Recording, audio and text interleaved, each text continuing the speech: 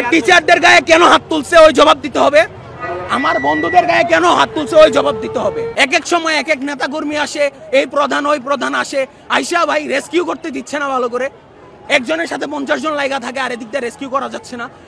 আমাদের ছোট ভাইগুলো পুইরা মারা গেছে, যারা বাচ্চা ছিল ওরাও মারা গেছে ওদের জন্য। এখানে আসছে মনে করেন হসপিটালে গেছিল বিএমপির, আচ্ছা এখানে এয়ারফোর্সের প্রধান আসছে, সেনাবাহিনীর প্রধান আসছে, শিক্ষা উপদেষ্টা আসছে, তারপরে আমাদের স্বরাষ্ট্র উপদেষ্টা আসছে, যারা উপরের লেভেলের যতজন ছিল সবাই আসছে।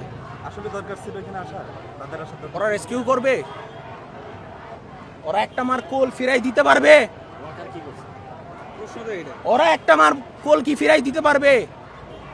ওরা ক্যাম্পাসে ঢুকে এই জন্য সবাইরা সরাই দেওয়া হয়েছে, রেস্কিউ বন্ধ, বেরই করতে পারতেছে না। ওরা গিয়ে সাক্ষাৎকার দেয় মিডিয়ার সামনে, লাশ নিয়ে রাজনীতি করে। আমি তখন ছিলাম না, বাট আমি ভিডিও দেখছি, উনি বলতেছে আপনারা খুব ভালো কাজ করতেছেন। ওনার মুখে হাসি কিভাবে আসে ভাই?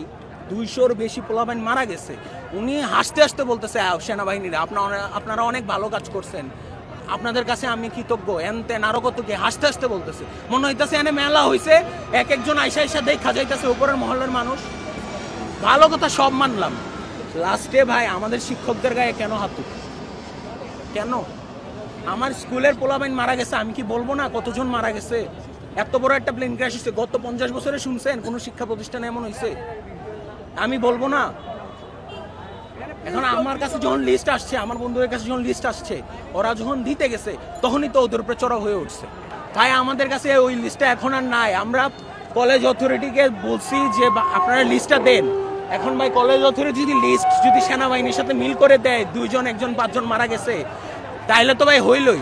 আমরা ভাই বিচার চাই, লাশের সঠিক হিসাব দিতে হবে, আমাদের প্রত্যেকটা গার্ডিয়ানদের সান্ত্বনা দিতে হবে, আমাদের টিচারদের গায়ে কেন হাত তুলছে ওই জবাব দিতে হবে, আমার বন্ধুদের গায়ে কেন হাত তুলছে ওই জবাব দিতে হবে। ওরা আমার প্রিন্সিপাল, ওরা আমাদের শিক্ষকদের কাছে মাফ চাইতে হবে, তার আগে এনে লড়তেছে। ওরা বিনা কারণে মারছে, ও জাস্ট কতজন মারা গেছে ওটা বলতে গেছিল। এটা কি এইসব কি? কে মারছিল? আর্মি মারছে।